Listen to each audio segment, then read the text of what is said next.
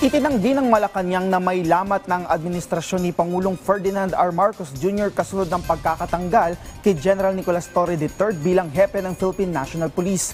May report si Clazel Pardilla.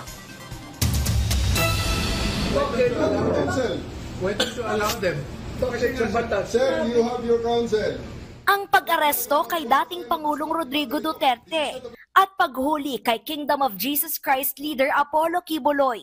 Ilan lamang yan sa mga high-profile cases na pinangunahan ni General Nicolas Torre III bago'y talagang pinuno ng pambansang pulisya noong Mayo.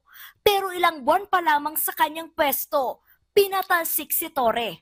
Ayon sa Makabayan Block, senyales ito ng lumalawak na bitak o pagkasira umano ng administrasyon ni Pangulong Ferdinand R. Marcos Jr., bagay na pinalaga ng Malacanang. Hindi po yan nangyayari at hindi po yan ang nakikita natin. Huwag naman natin masabi na nagkaroon ng messy transition because nagkausap naman po sila at alam po natin na naiintindihan ni General Torre kung ano yung naganap at nirerespeto rin po niya kung ano po yung naging desisyon ng Pangulo. Kinikilala raw ni Pangulong Marcos ang husay ng opisyal pero may mga isyong hindi na pagkasunduan na humantong sa pagkakasibak ni Torre.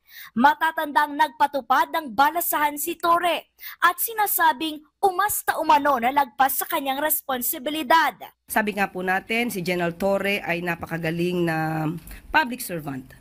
At maaari po pa rin siyang magsilbi sa bayan. We just have to respect the wisdom of the President on this matter. Sabi ng Malacanang, hindi pa rito nagtatapos ang karera ni Torre. May alokasing posisyon si Pangulong Marcos sa dating hepe. Hindi pa po natin maisisiwalat ang detalye patungkol po dito. Pero confirm po na may inaalok pong posisyon. Sa kanyang Facebook post, nagpasalamat si Torre sa mga sumusuporta sa kanya. Clazel Pardilla, para sa Pambansang TV, sa Bagong Pilipinas.